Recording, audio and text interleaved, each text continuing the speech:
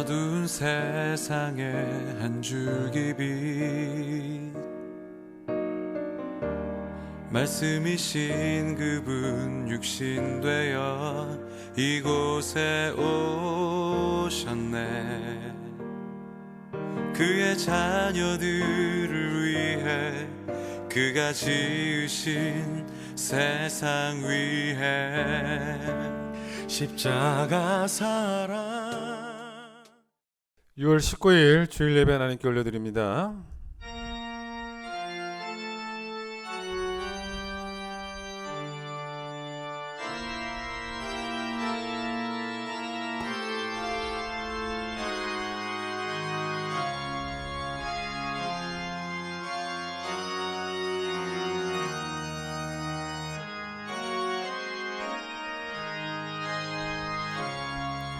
온 땅이여 여호와께 즐거운 찬송을 부를지어다. 기쁨으로 여호와를 섬기며 노래하면서 그의 앞에 나아갈지어다. 감사함으로 그의 문에 들어가며 찬송함으로 그의 궁정에 들어가서 그에게 감사하며 그의 이름을 송축할지어다. 아멘.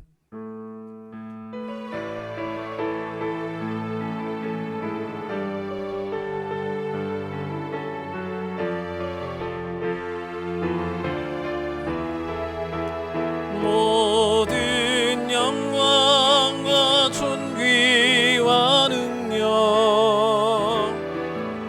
받으소서 받으소서. 영광과 존귀와 능력 받으소서 받으소서.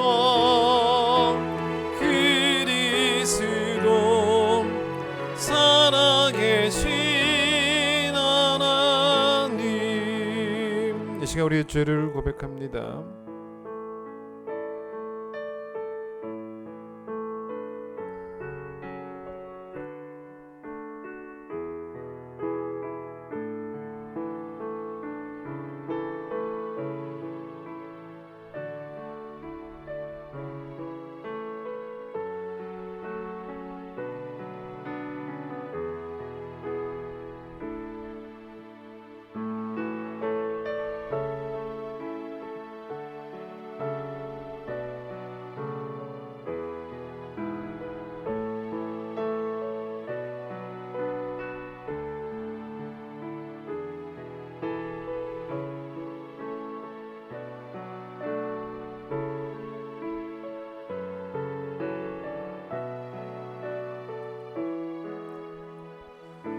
여호와는 긍휼이 많으시고 은혜로우시며 노하기를 더디하시고 인자하심이 풍부하시도다. 우리의 죄를 따라 우리를 처벌하지는 아니하시며 우리의 죄악을 따라 우리에게 그대로 갚지는 아니하셨으니 동이 소에서 먼 것 같이 우리의 죄가를 우리에게서 멀리 옮기셨느니라. 아멘. 신앙 고백합니다. 나는 전능하신 아버지 하나님 천지의 창조주를 믿습니다. 나는 그의 유일하신 아들 우리 주 예수 그리스도를 믿습니다. 그는 성령으로 잉태되어 동정녀 마리아에게서 나시고 본디오 빌라도에게 고난을 받아 십자가에 못 박혀 죽으시고 장사된 지 사흘 만에 죽은 자 가운데서 다시 살아나셨으며 하늘에 오르시어 전능하신 아버지 하나님 우편에 앉아 계시다가 거기로부터 살아있는 자와 죽은 자를 심판하러 오십니다. 나는 성령을 믿으며 거룩한 공교회와 성도의 교제와 죄를 용서받는 것과 몸의 부활과 영생을 믿습니다. 아멘. 458장입니다.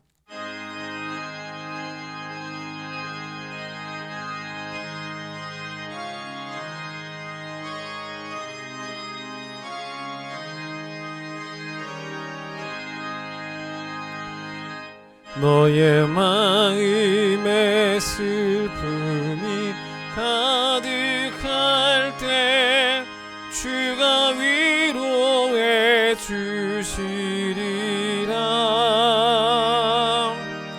아침 해같이 빛나는 마음으로 너 십자가 지고 가라.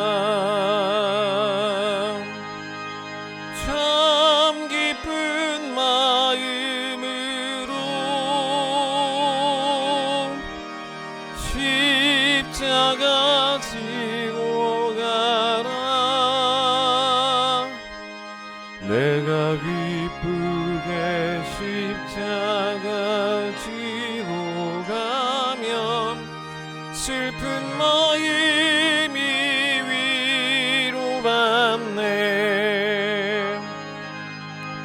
때를 따라서 주시는 은혜로서 가란 심령의 힘을 얻고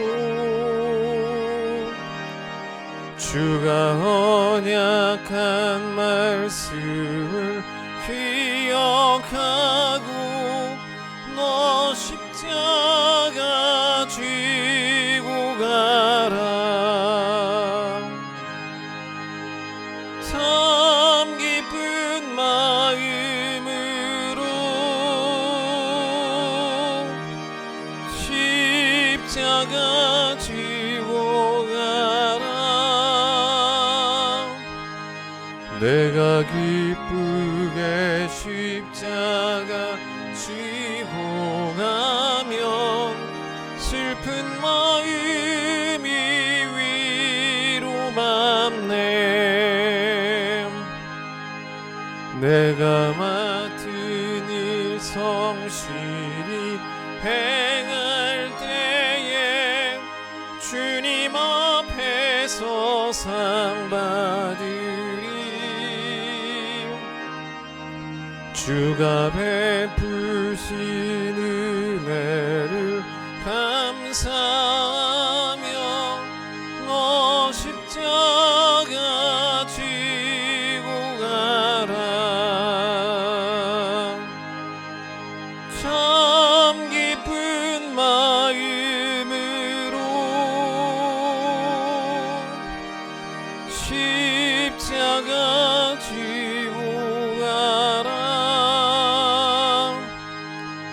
내가 기쁘게 십자가 쥐고 가면 슬픈 마음이 위로받네.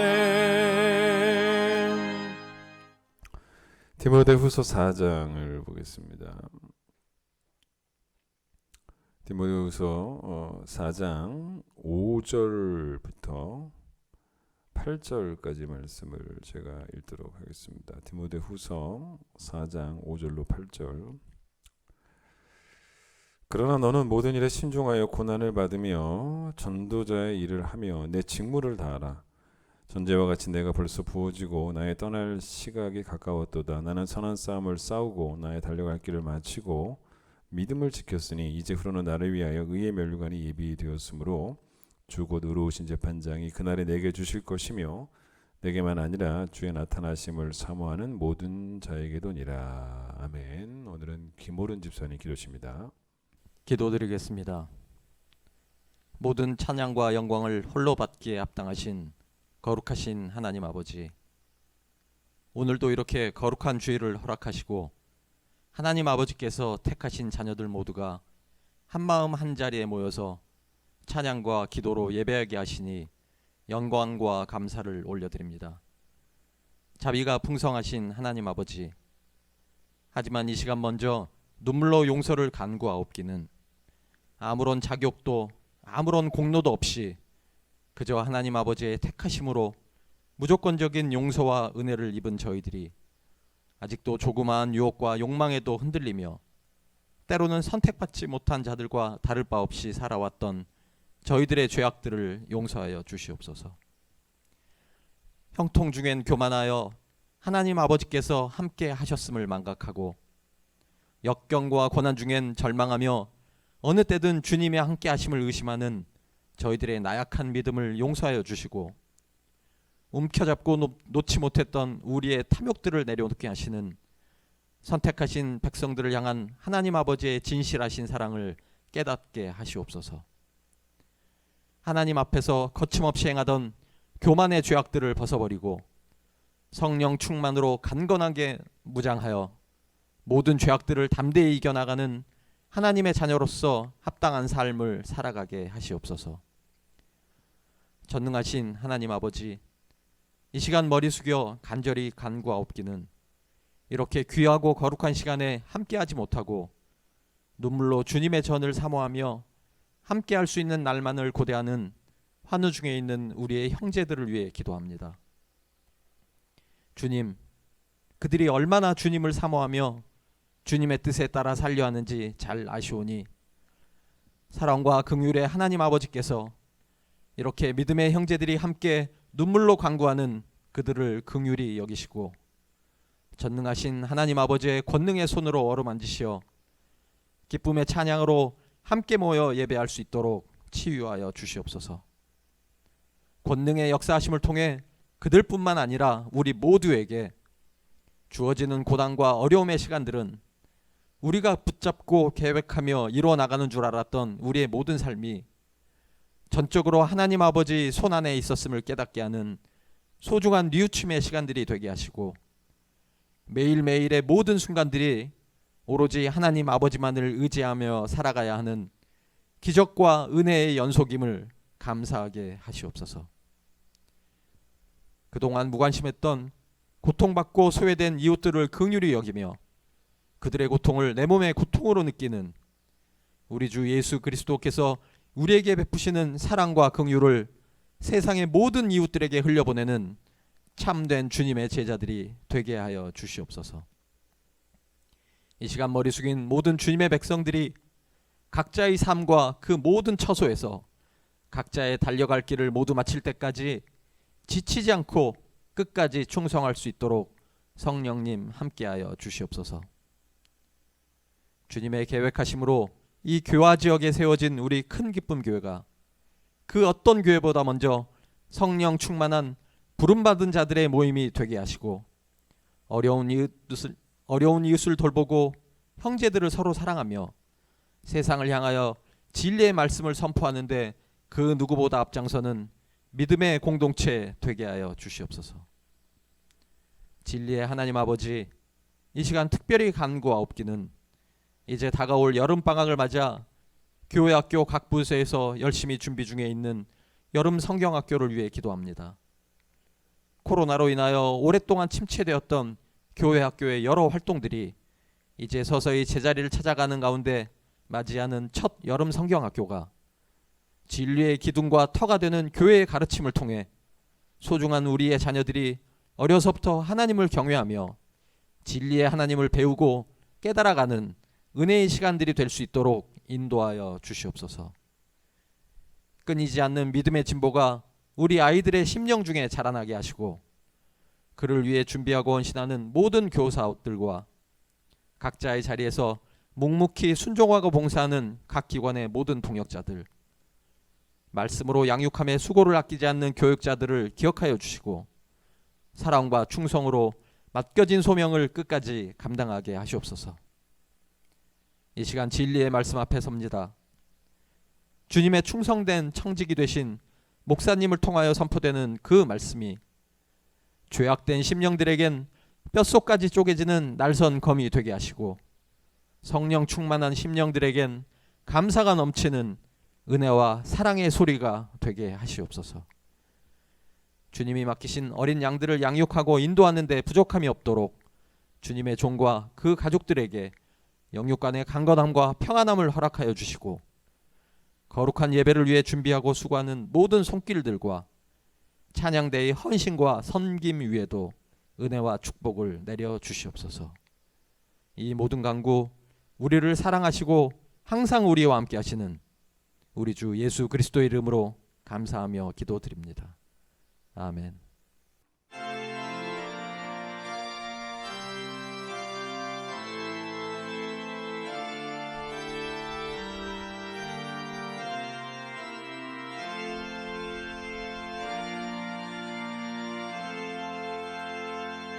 봉헌하겠습니다.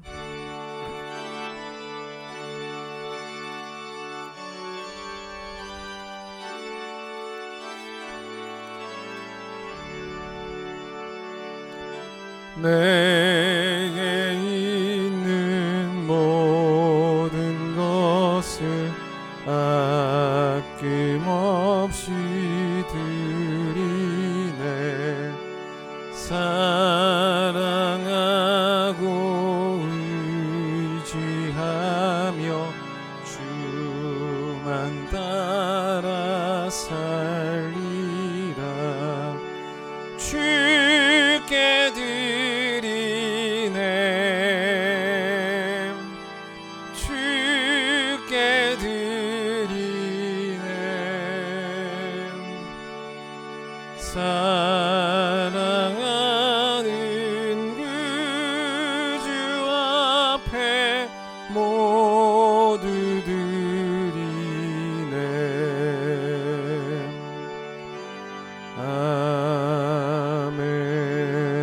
거룩한 주의 나라 허락하심에 감사합니다. 각자의 가정에서 드리는 예배입니다. 온라인에 드리는 예배 가운데 성령께서 말씀으로 찾아와 주시고 진리의 영의 기름 부으심이 우리를 친히 가르치시는 귀한 은혜로운 예배가 될 수 있도록 주님 도와주셔서 또 말씀을 통해서 우리가 그동안 잊었던 것을 다시 깨닫게 하여 주시고 놓쳤던 것을 다시 붙잡게 하여 주셔서 우리가 여전히 걸어가야 되고 또 우리가 달려가야 되는 삶이 예수 그리스도의 장성한 분량이라고 하는 그 표대를 향해서 여전히 달려가야 함을 깨닫게 되어지는 귀한 시간이 되어질 수 있도록 주님 역사하여 주시옵소서. 늘 부족하고 연약한 우리입니다. 하나님을 힘입어 살아가게 하여 주시고 또 인생의 여러 가지 고난이 닥칠 때 그 고난 가운데 숨겨 놓으신 하나님의 뜻을 읽어낼 수 있도록 주님 도와주셔서 고난을 통하여 하나님께 더욱 가까이 또한 이웃에게 더욱 가까이 다가갈 수 있는 믿음의 사람들로 변화되어질 수 있도록 축복해 주시기를 소망합니다. 하나님께 헌금 드립니다. 제물로 우리의 사랑을 표현합니다. 하나님 귀하게 받아주시고 또 우리의 마음의 고백과 또 우리의 진실함과 또 우리의 정성을 받아주시기를 원합니다. 예수님의 이름으로 기도드립니다. 아멘. 여러분 보내드린 주보에 이제 교회학교, 성경학교 및 수련회 일정이 나와 있습니다. 3년 만에 다시 또 시행하게 되는 수련회 성경학교고요. 또 이제 그동안 이제 밖에 나가지도 못했는데 이번에 또 중등부, 고등부, 청년부는 또 밖에 나가서 또 이렇게 집회를 하고 또 수련을 하게 되어집니다. 여러분 위에서 많이 기도해 주시고 또 여러분의 자녀들이 꼭 다 보내주시기를 바라고 여러분 가정의 여름 휴가와 겹치면 안 됩니다. 그래서 여름 휴가보다 우선이 아이들의 성경학교 수련회니까 그 일정 잘 보시면서 그 일정 피해서 여러분 또 가정의 여름 휴가도 계획 세우시면 되겠습니다. 특순이 있습니다.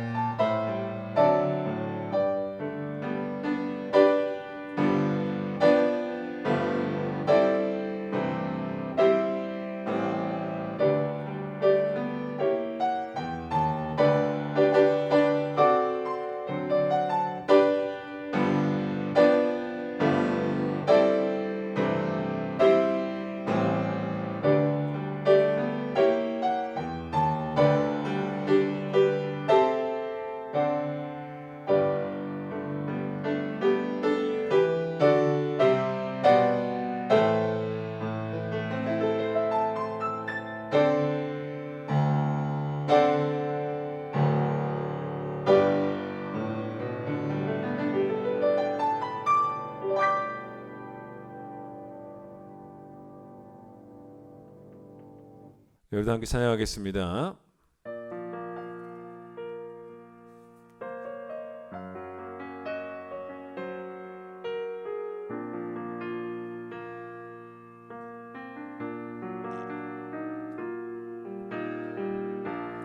어두운 세상에 한 줄기 빛 말씀이신 그분 육신되어 이곳에 오셨네. 그의 자녀들을 위해 그가 지으신 세상 위에 십자가 사랑 반석 위에 교회를 세우시고 주의 나라 이루셨네.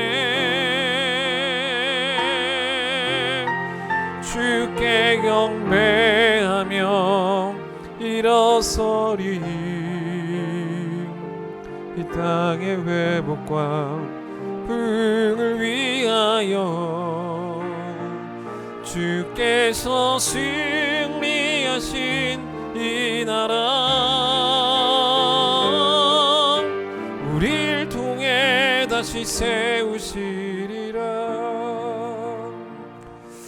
사도 바울은 자기 자신을 아낀 사람이 아닙니다. 자기 자신을 아끼지 않고 하나님께 드리는 일에 평생을 전념했던 헌신의 사람이었다는 거죠. 이제 그럴 수밖에 없었던 것이 사도 바울 가슴 깊은 곳에는 어떤 의식이 있었냐면 빚진 자 의식이 있었습니다. 그러니까 하나님의 은혜에 대한 빚진 마음이 있으니까 그 은혜를 자꾸 깨닫게 되니까 어떻게든 보답하고 싶은 거죠. 근데 이제 하나님의 은혜를 다 받고 살아왔는데 하나님께 자기 자신을 드리지 않는다면 그것은 정말로 비겁한 일이었다는 것을 바울은 알기 때문에 진짜 비겁해지고 싶지 않아서 바울은 평생을 자기 자신을 하나님께 드린 사람이었죠. 나는 아직 한참이나 하나님께 더 받아야 하고 아직은 드릴 때가 아니라 받을 때다라고 여러분이 생각을 계속 하고 계신다면 우리는 어떤 사람들이냐면 그냥 한마디로 배은망덕한 사람일 수밖에 없습니다. 죽기 직전에 며칠 동안 하나님께 나를 드리다가 천국 가는 게 아닙니다. 평생 동안, 그래서 죽을 때까지 하나님께 나 자신을 드리다가 천국을 가야 되는 거죠. 바울이 빚진 자라는 표현을 성경에서 사용하게 되어졌는데 그 중에 한 군데가 어디냐면 찾아보겠습니다. 로마서 8장입니다. 로마서 8장에서 바울이 이제 빚졌다라는 빚진 자라는 이제 표현을 쓰게 되어지는데 8장 12절에 나오죠. 12절 250페이지 8장 12절 제가 한번 읽어보겠습니다. 그러므로 형제들아 우리가 빚진 자로 돼 육신에게 져서 육신대로 살 것이 아니니라. 이런 말입니다. 여기 이제 빚진 자라는 말이 나오는데 우리가 이 삼위일체 하나님께 빚졌다는 거죠. 여기에 이제 로마서 8장은 성령님에 관한 이야기가 나오는데 삼위일체 하나님이 우리의 구원을 이루셨지 않습니까? 그 성령님도 포함돼서 그래서 이제 자기뿐만 아니라 이제 우리가 로마 교회 성도들에게 보낸 편지니까 우리의 구원이다 하나님께 결국 빚진 거라는 삼위일체 하나님께 빚진 거라는 말을 한 거죠. 따라서 그 다음 뭐라고 나오는지 보세요. 육신에게 져서 육신대로 살 것이 아니니라 라고 나오는데 이게 원어를 보면 어떻게 나오냐면 우리가 육신에게 빚진 게 아니다 라고 나옵니다.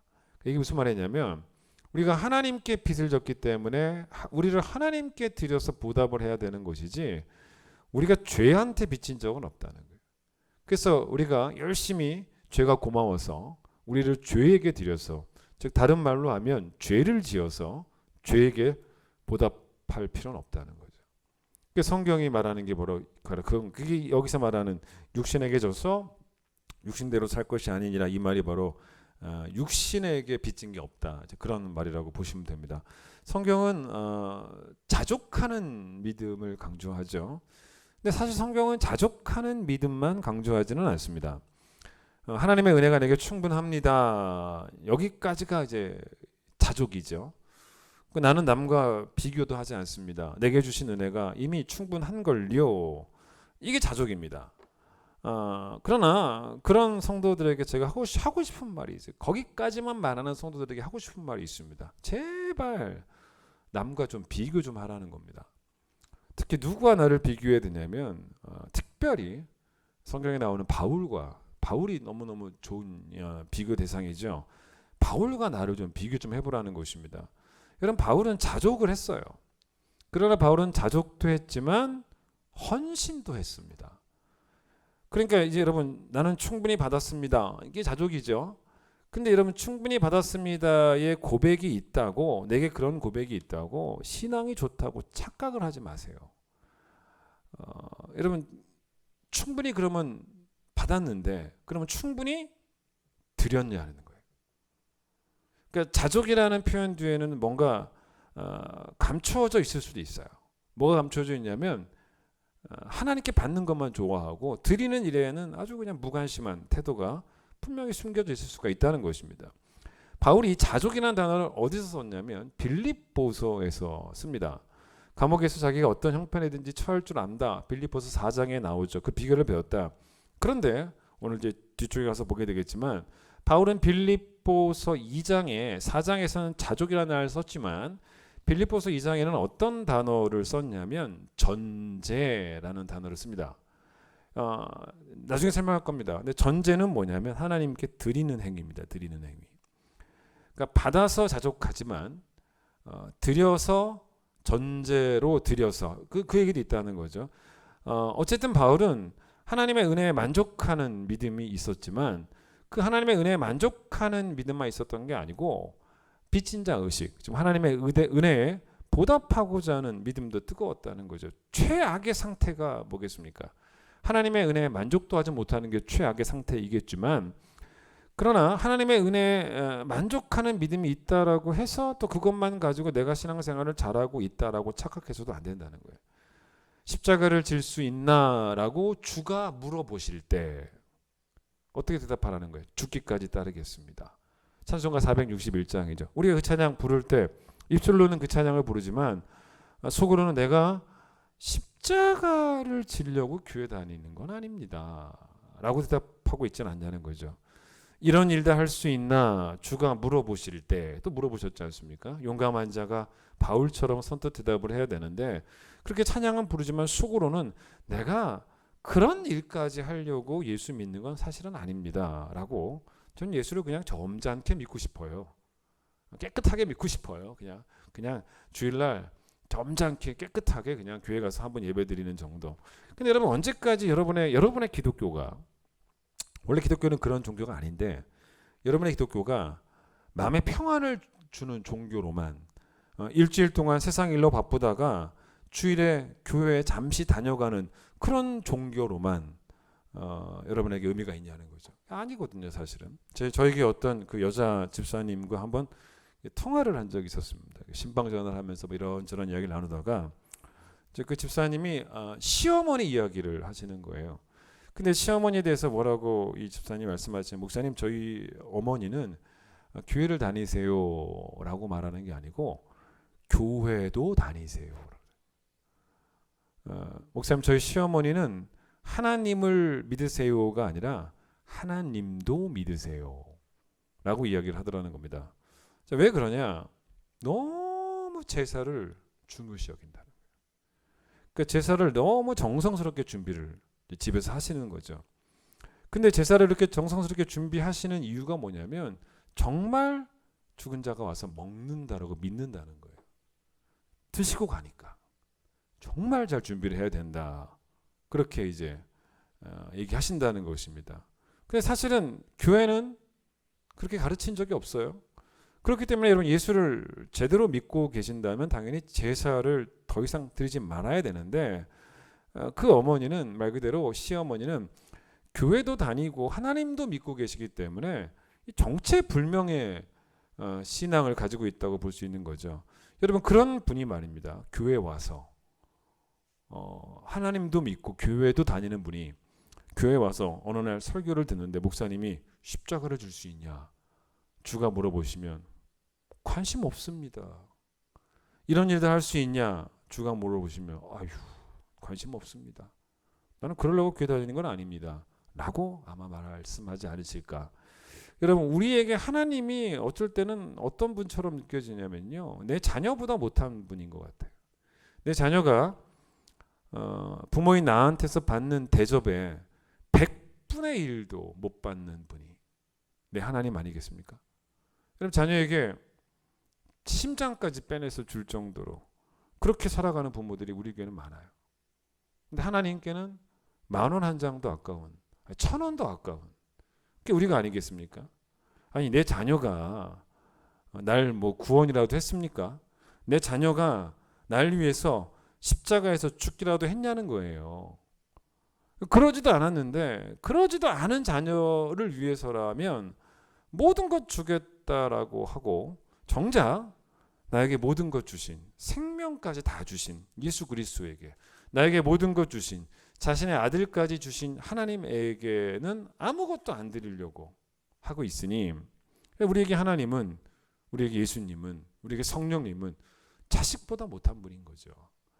여러분 하나님을 믿는다와 성경의 동의어는 뭔지 아세요? 하나님을 섬긴다. 감정적으로 믿고 있다가 아니고 몸으로 섬기는 거예요. 동의어입니다. 믿는다와 섬긴다는 동의어입니다. 그래서 우리는 하나님을 섬기기 위해서 하나님을 믿는 것이지 하나님을 믿기만 하려고 하나님을 믿는 건 아닙니다.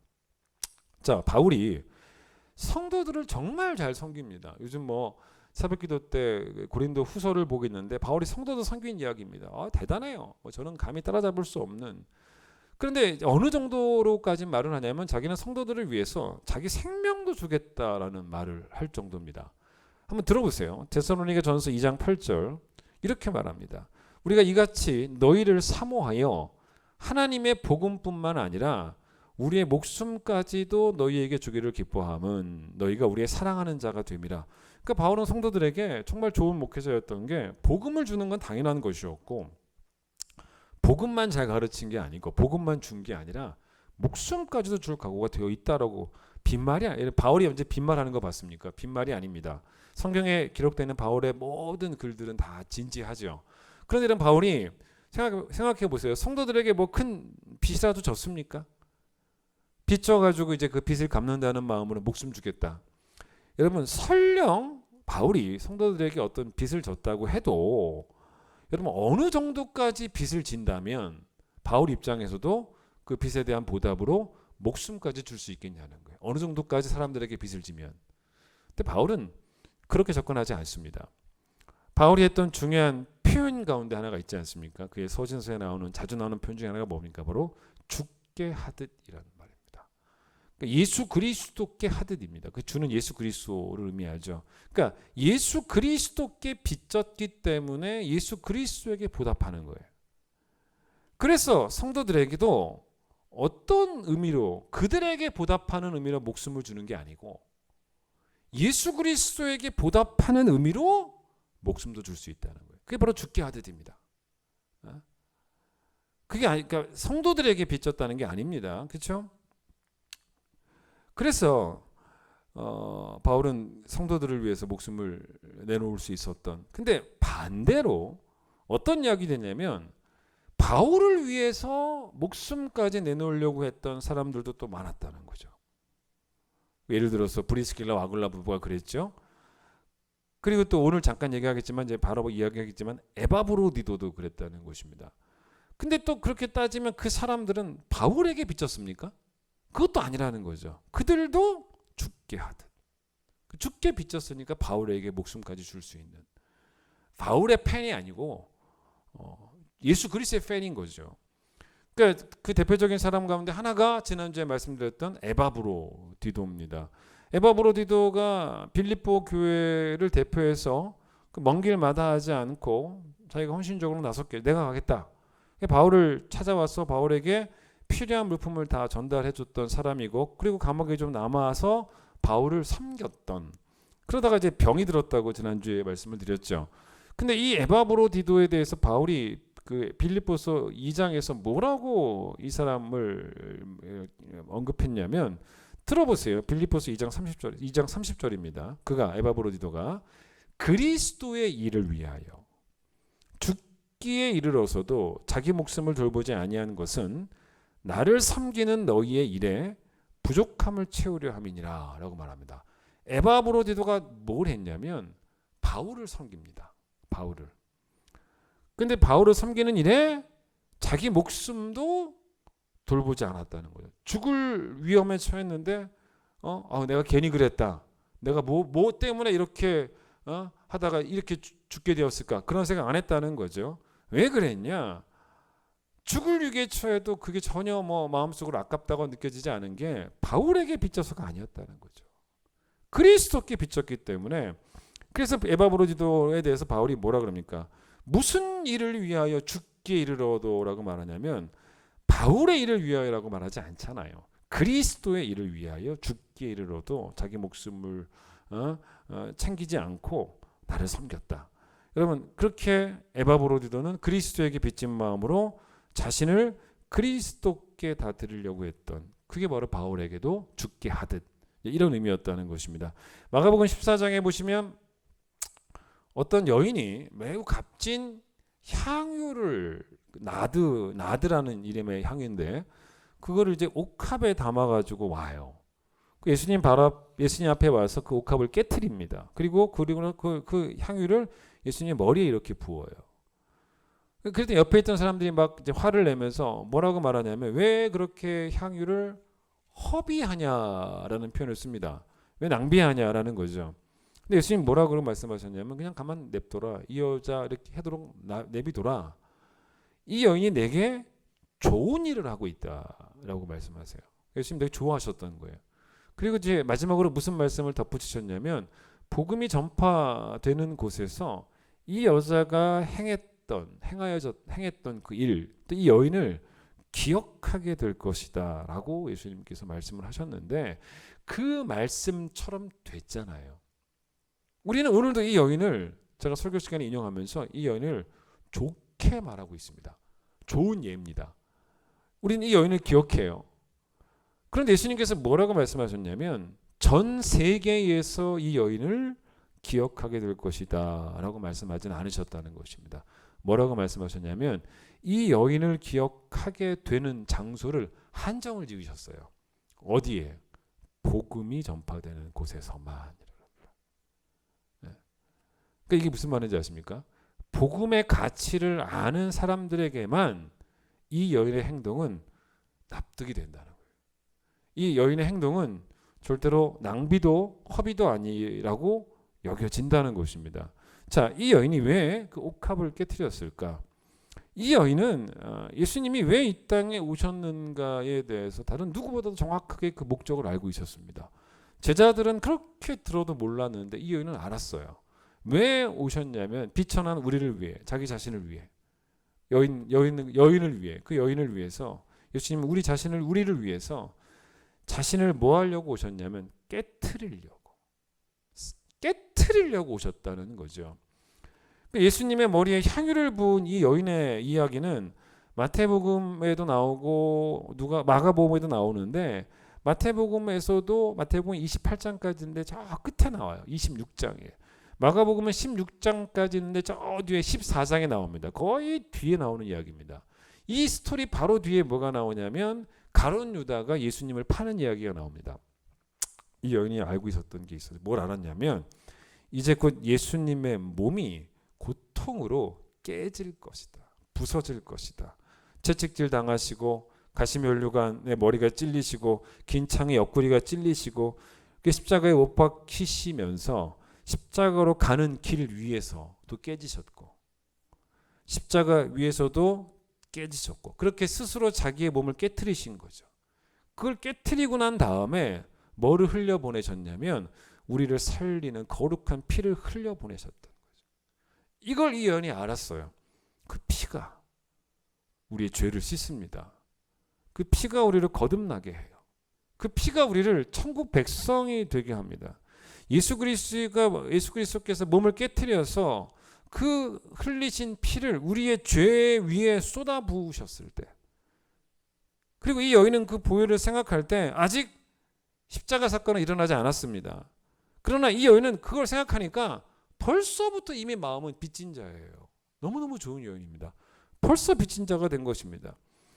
그래서 이 여인은 아직 예수님이 깨트리지 않으셨지만, 십자가에 올라가지 않으셨지만 벌써 마음이 빚지니까 그날 밤에 예수님을 위해서 자기가 옥합을 깨트리려고. 여러분, 이 여인이 하지 않은 게 하나 있습니다. 뭘 하지 않았냐면 이 여인은 그녀가 부은 그 향유, 나드죠. 그 나드의 비용이 얼마가 들었는지 계산하지 않습니다. 여러분, 요즘 사람들 이렇게 금을 가지고 있지 않습니까? 근데 금 자체는 돈이 아니지만 얼마든지 돈으로 바꿀 수 있는, 이 시대 향유도 사실 그런 거였어요. 그 금과 같이 얼마든지 재산적 가치가 있는, 바꾸면 돈이 되는. 근데 성경에는 뭐라고 나오냐면 이 여인이 순전한 나드 한 옥합을 가지고 왔다라고 말하는데, 이게 나드라고 나오지만 아가서 1장, 구약의 아가서 1장 12절에는 뭐라고 나오냐면 나드라고 나오지 않고 나도 같은 말입니다. 나도 기름이라고 나옵니다. 근데 이 기름의 가치가 얼마짜리였냐면, 그 당시 이제 이 여인이 갖고 온 기름이 얼마만큼이었냐면, 그 당시 노동자들의 하루 일당을 성경에서는 뭐라 그러냐면 데나리온이라고 말합니다. 근데 이 여인이 부은 이 나드 기름은 어느 정도의 가치였냐면 300데나리온이었습니다. 여러분, 그러면 사실 여러분 300이라는 말은, 우리가 저도 1년을 살아가지만 우리가 보통 한 1년에 300일 정도 일한다고 본다면 50일은 50일 더 쉬죠. 그러니까 쉬지 않습니까? 뭐 요즘은 주 5일제고 하니까. 그러니까 여러분 그렇게 따지면 하여튼 300데나리온은 1년 연봉입니다. 이게 만약에 뭐 요즘 뭐 일당이 뭐 얼마인지 뭐 직업군마다 다르겠지만 뭐 한 뭐 20만 원이다라고만 쳐도 6천만 원짜리 기름이라는 거죠. 게다가 이 여인은 여성입니다. 그럼 여성이 돈을 남자보다 많이 벌 수 있는 시대가 아니에요, 이 시대는. 그래서 이 여인에게 옥합에 담긴 나드는 남자보다 오히려 2배나 3배 더 긴 시간 동안 일해야 벌 수 있는 그런 나드였을 것이고, 이거 모아서 좀 출세해 보겠노라라고 할 수도 있을 만한 그 시드 머니죠. 미천이 되는 거죠. 한 뭐 3배 정도 일해야 번다면 3년 동안 돈 한 푼도 안 쓰고 모아야지만 이 나드가 나올 수 있는. 근데 이 여인이 자기가 예수님께 그걸 바쳤을 때, 부었을 때 그 바친 것의 그 가치를, 그게 얼마짜리인지를 계산하지 않습니다. 왜 그렇겠냐? 잘 보세요. 이 여인에게 향유는 뭐가 아니었냐면 비용이 아니었어요. 여러분, 이게 중요한 포인트가 있습니다. 복음이 전파되는 곳에서만 이 여인을 기억하게 되는 이유가 뭐냐면, 이 여인이 드린 이 향유는 비용이 아니니까. 복음의 정신이 뭔지를 아는 사람은 이걸 이해할 수 있어요. 그러니까 우리가 하나님께 복을 받기 위해 드리는 게 아니고, 여러분 복을 받기 위해 드리면 그게 뭔지 아십니까? 그게 바로 비용이에요, 비용. 근데 여러분 진짜 안타까운 것이 뭐냐면, 여러분 교회 안에 생각보다 억울한 사람들이 많습니다. 그 억울함이 뭔지 아십니까? 내가 하나님께, 또 하나님을 위해 내가 헌신한 게 얼만데, 애쓴 게 얼만데, 내가 시간 들였지, 몸 들였지, 심지어 꼭 그다음에 심지어 나오죠. 돈까지 들였는데, 내가 하나님을 향한 그런 헌신을 했는데, 근데 그게 다 뭐냐면 하나님을 향한 투자였던 사람들. 그 비용을 지불한 거죠. 그럼 비용을 지불했으면 이제 와야 된다는 거예요. 근데 비용을 지불했는데 그렇게 투자한 만큼 안 오는 것 같아요. 오지 않는 것 같아요. 10,000원 비용 지불하면 한 100만 원 올 줄 알았는데 안 온단 말입니다. 그게 너무 억울한 사람들이 여러분 교회에 상당히 많아요. 그 복음을 이해 못한 사람들입니다. 진짜 복음 이해 못한 사람들입니다. 그 억울함을 품은 사람들 마음속에는 복음이 없는 거죠. 제가 어떤 분과 이야기를 나누는데, 그분이 이제 이런 말을, 자기 아는 지인 얘기를 하시는 거예요. 근데 그 지인분이 원래 교회를 다녔는데 지금은 안 다니신다는 거죠. 근데 이게 세월이 벌써 꽤 오래된 이야기더라고요. 근데 왜 그러냐면 아주 옛날에 이런 일이 있었다는 것입니다. 그분의 자녀가 병에 걸렸다는 거예요. 근데 이제 병에 걸렸는데 결국은 죽었다는 거예요. 그래가지고 그것 때문에 이분이 그때부터 교회를 안 다니는, 예수 안 믿는, 시험에 들었다는 거죠. 그런데 이제 이분이 자녀가 이제 병에 걸리니까 이제 고친답시고 어디를 갔냐면 이제 기도원을 간 거예요. 근데 아마도 이 기도원의 목회자가 좀 이상했던 목회자 같아요, 제가 보기에. 그 기도원의 목회자가 뭘 한 것 같냐면 자꾸 헌금을 요구했던 거죠. 헌금해라. 그러면 이 아이 병이 나을 거다. 그렇게 요구한 거죠. 그래서 이분도 이제 그걸 믿고, 내가 이제 병이 낫기, 자녀가 병이 나으려면 뭘 못하겠는가라는 그런 부모의 마음으로 엄청나게 헌금을 한 것 같아요. 그런데 이제 결국 이 아이가 죽었어요. 그리고 나서 이분이 그렇게 행동하지는 않았지만 그렇게 행동할 뻔했다는 거예요. 그렇게 얘기해 주시더라고요. 그 기도원 목회자를 상대로 고소를 할 뻔했다는 겁니다. 왜? 사기라는 거죠. 사기. 병이 낫는다고 해가지고 내가 헌금을 그렇게 많이 했는데 병이 안 낫잖아요. 계약 위반인 거죠. 사기친 거죠. 그 자기는 일종의 그 목사님과 또 하나님과 거래를 한 거예요. 거래를. 그러니까 이 아버지에게 헌금이라는 것은 아들의 병을 고치기 위한 비용이었다는 거죠. 비용. 근데 비용이 들었는데 병이 안 났어. 죽었어. 이제 환불이라도 받겠다는 거죠. 뭐 그럼 쉽게 말하면. 뭐 아직까지 우리 교회는 환불해달라는 분은 없었는데 그럴 수도 있다는 거죠. 그런 분이 있더라는 것입니다. 무상급식을 하는 곳에 가서 거기서 한 끼 드시면서 배고픔을 달래는 그런 분들이 거기 가서 웬만하면 뭐 큰 소리 치지 않습니다. 어느 날 조금 반찬이 빈약해도 막 소리 지르진 않아요. 그런데 만약에 고급 레스토랑에 가서 한 끼에 뭐 수십만 원짜리 레스토랑을 가서 큰 돈을 뭐로 지불합니까? 비용으로 지불하죠. 그 비용으로 지불한 분들은요, 조금이라도 음식이나 조금이라도 그 서비스가 조금이라도 문제가 생기면 곧바로 불만을 이야기합니다. 왜냐? 내가 비용을 지불했다는 거예요. 여러분, 그런 이야기는 교회에 들어오면 안 돼요. 그런 억울한 사람들의 이야기가 교회에 있으면 안 돼요. 교회와 안 맞아요. 교회는 그런 곳이 아닙니다. 오해하지 마세요. 왜 우리가 헌신해야 되는가? 이유는 딱 한 가지예요. 복음을 받았기 때문에. 복음 때문입니다. 우리가 하나님께 우리 자신을 드려야 되는 이유는 받았기 때문에 드리는 것이지 받기 위해 드리는 건 아니에요. 그래서 이 여인의 행동은 복음이 전파되어지고 복음의 가치를 아는 사람들에게만 이해가 되는 이야기인 것이지, 복음을 모르는 세상 사람들이나 아니면 교회를 다녀도요, 그런 분들 있지 않습니까? 같이 교회를 다니는 부부가 아내가 막 열심히 하면 그냥 적당히 해라. 아내가 이해가 안 되는 거죠. 교회를 다니기만 하니까. 아니면 교회를 잘 다니긴 하는데 헌신을 해도 그 헌신이 투자의 개념 이상이 아닌 분들에게는 이 여인의 이야기는 도저히 이해될 수가 없는 허비예요. 허비. 낭비일 수밖에 없다는 것입니다. 자, 바울이 그의 서신서에서 전제라는 단어를 딱 2번 씁니다. 근데 바울은 이 전제가 바울에게는 투자가 아니에요. 그에게 전제는 은혜를 얻기 위한 비용이 아닙니다. 그러니까 은혜를 받은 자, 빚진 자의 보답이 전제였다는 것입니다. 근데 바울은 또 그렇다고 해서 이 전제가 가장 최고의 보답이라고 생각하지도 않아요. 전제로 보답해도 하나님의 은혜는 다 갚을 수 없다라는 걸 알기 때문에 전제가 최고다, 전제면 됐다, 전제면 충분하다 라고 말하지도 않습니다. 옛날 성경에는 관제라고 나왔는데 지금은 전제라고 나왔는데, 전제가 뭔지 좀 알 필요는 있습니다. 이게 뭐 국어사전에 나오는 그런 이야기는 아니고 성경에 나오는 이야기인데, 이 전제는 구약의 제사법 가운데 어떤 게 있냐면, 제물을 이렇게 제단에 이렇게 올리지 않습니까? 그게 뭐 어떤 동물이든지 간에 그걸 올려놓고 이제 번제한다고 하죠. 번제는 불로 태우는 거예요. 근데 불로 태우기 전에 그 제물 위에다가 이렇게 포도주를 붓는 걸 뭐라 그러냐면 전제라고 합니다. 준비한 포도주를 다 부어요. 근데 이 포도주를 붓는 것도 구약에 나와요. 바치는 그 동물이, 제물이 뭐냐에 따라 양이 달라요. 조그만 동물이면 조금 붓겠고 당연히 큰 동물이면 더 많이 붓겠죠.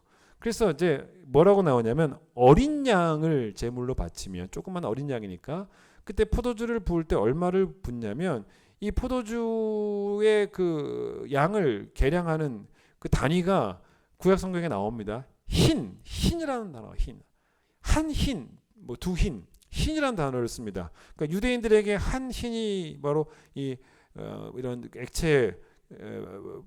액체를 계량할 때 쓰는 그런 그 단위였다는 것입니다. 근데 여러분, 한 흰이 얼마냐면 요즘으로 하면 3.8리터입니다. 그러니까 여러분 머릿속에 1.5리터 그 PT병 생각하시면 됩니다. 3.8리터라고 보시면 돼요. 잠깐 참고로 뭐 여러 가지 그런 그 단위들이 나오는데, 규빗이 흔하죠.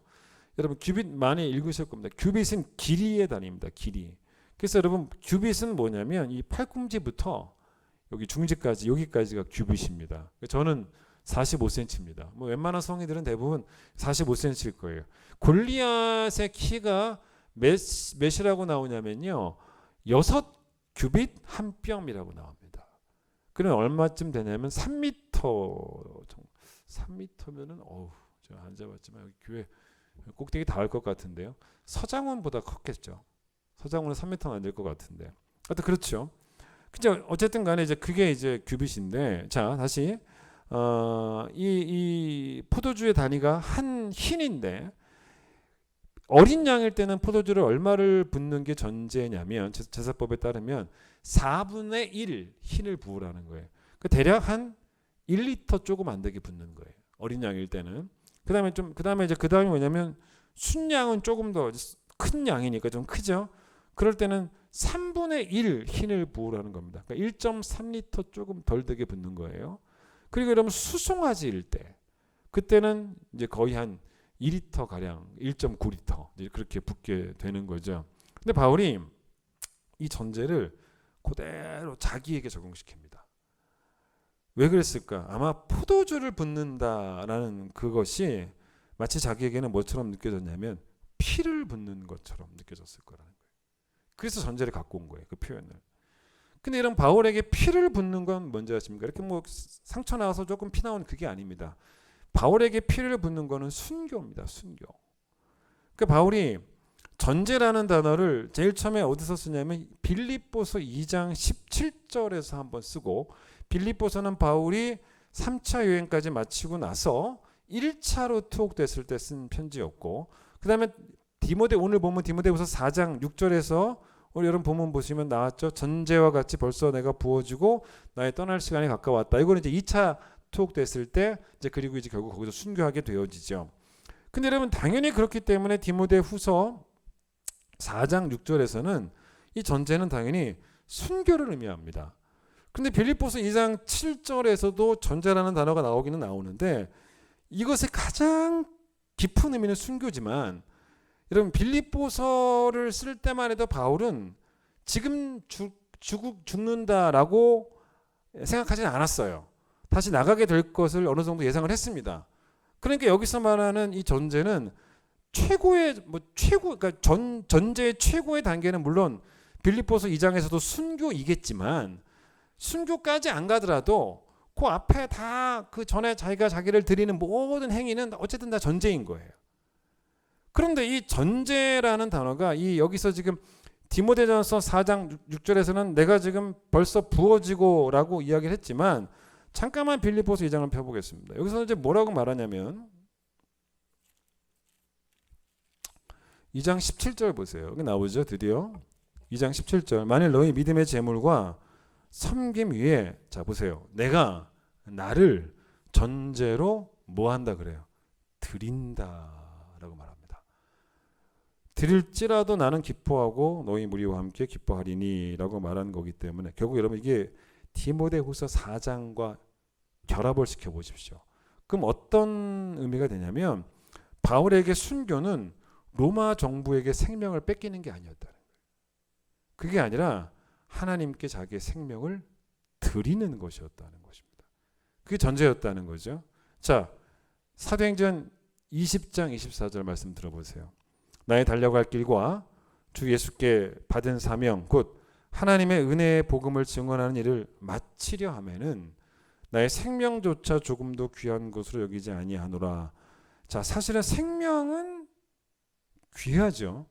그런데 내게 있는 귀한 것이 무엇이라고 지금 말하냐면 생명이 귀한데, 돈보다 귀한 게 생명 아니겠습니까? 명예보다 귀한 것도 생명일 거예요. 보통 그렇게 말하지 않습니까? 근데 이 부분에 있어서 중요한 포인트가 하나 있죠. 왜 우리가 하나님께 드리지 못하는가? 그게 뭐냐면 나한테 너무 귀해서 못 드리는 거잖아요. 그러면 여러분, 내가 하나님께 드리려면 어떻게 하면 드릴 수 있습니까? 나한테 조금도 귀하지 않아야. 조금 더 귀하지 않아야 드릴 수 있다는 것입니다. 자, 설명을 드려보겠습니다. 바울이 이 빌립보서에서 겸손이라는 단어를 씁니다. 근데 이 겸손이라는 단어가 빌립보서 2장 3절에 처음 나옵니다.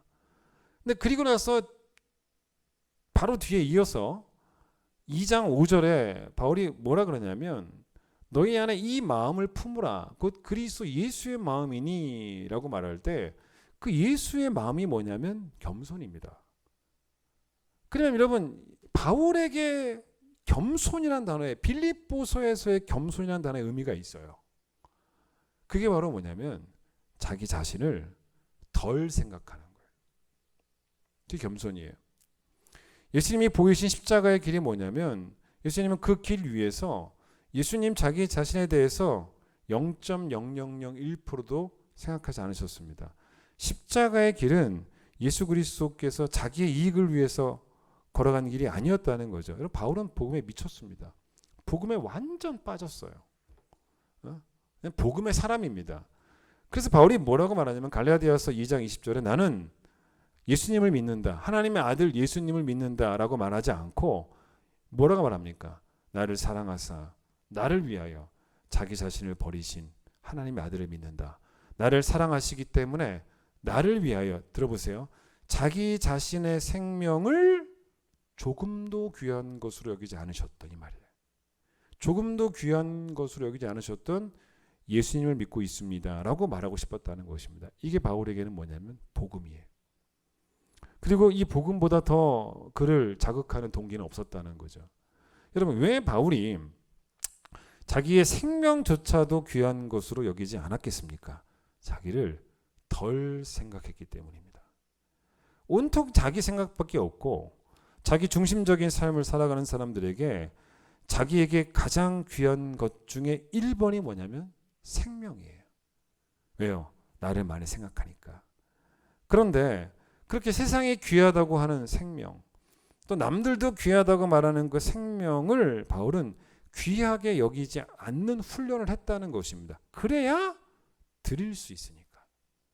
자, 여러분 귀하지 않은 걸 드린다라는 말을 오해하면 안 됩니다. 쓸모없는 걸 하나님께 드린다는 말이 아니지 않습니까? 나를 덜 생각하면, 나를 덜 사랑하면, 그리고 날 사랑하신 하나님을 사랑하고 날 사랑하신 예수님을 사랑하고 복음을 더 생각하면, 복음을 사랑하면 하나님께 드리기에 아까운 것이 한 개도 없다는 거예요. 그 말이죠. 여러분 드리는 일에 그 어떤 한계를 정해놓은 적이 없다는 것입니다.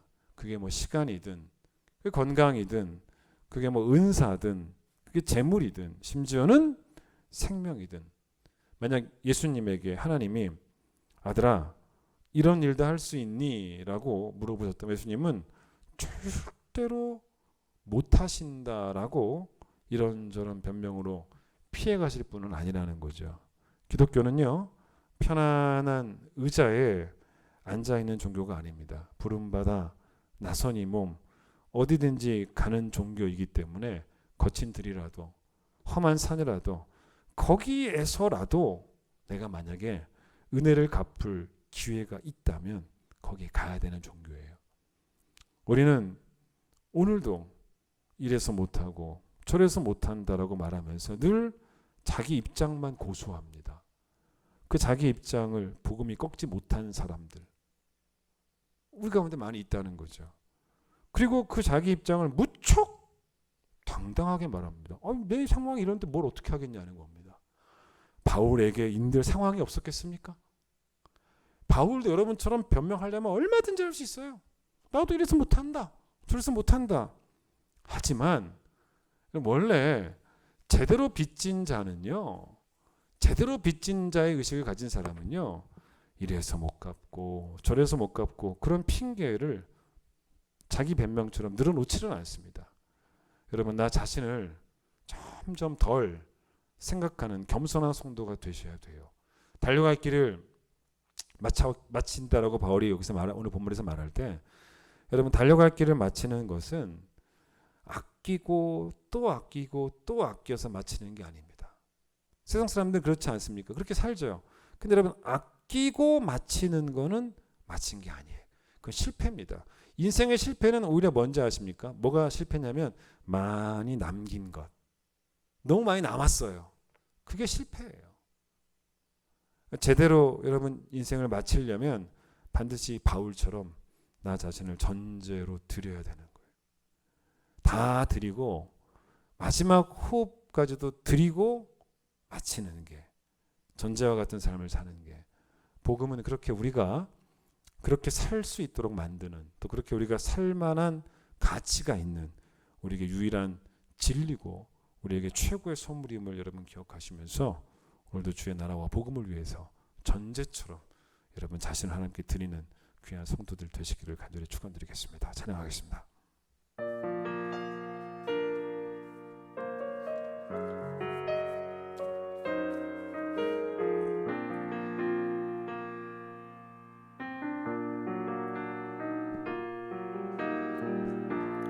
어두운 세상에 한 줄기 빛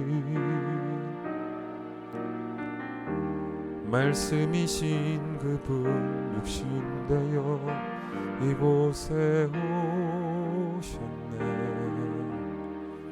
그의 자녀들을 위해 그가 지으신 세상 위에 십자가 사랑 구원의 반석 위에 교회를 세우시고 주의 나라 이루셨네. 주께 경배하며 일어서리 이 땅의 회복과 부흥을 위하여 주께서 승리하신 이 나라 우리를 통해 다시 세우시리라.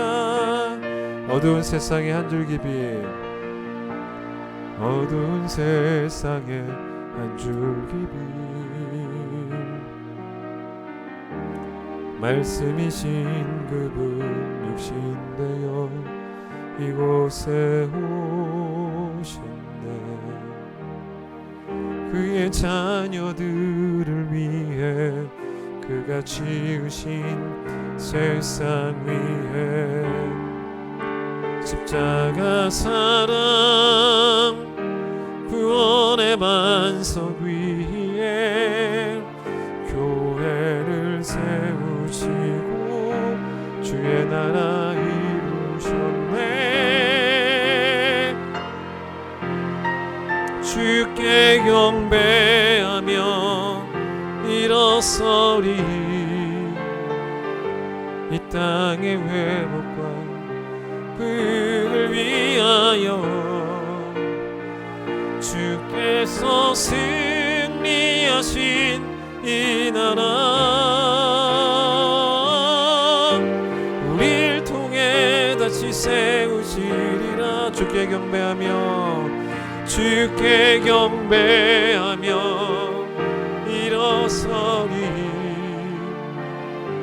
이 땅의 회복과 부흥을 위하여 주께서 승리하신 이 나라 우리를 통해 다시 세우시리라. 어두운 밤 지나서 동튼다 환한 빛 보아라 저비 주 예수의 나라 이 땅에 곧 오겠네 오게. 어두운 밤 지나서 동이 튼다. 어두운 밤 지나서 동 튼다 환한 빛 보아라 저비 주 예수의 나라 이 땅에 곧 오겠네 하나님, 우리는 육신을 따라 살 수 없는 이유가 우리는 육신에게 빚지지 않았습니다. 우리는 하나님께, 예수 그리스도께, 성령께 빚진 자이기 때문에 오늘도 이 세상에 빛의 자녀로 살아가야 되는 거룩한 책임들이 있는 사람들입니다. 하나님, 오늘 주신 말씀을 기억하며 우리가 하나님께 우리의 삶을 꼭 전제로 드리는 삶을 살아가기를 간절히 소망합니다.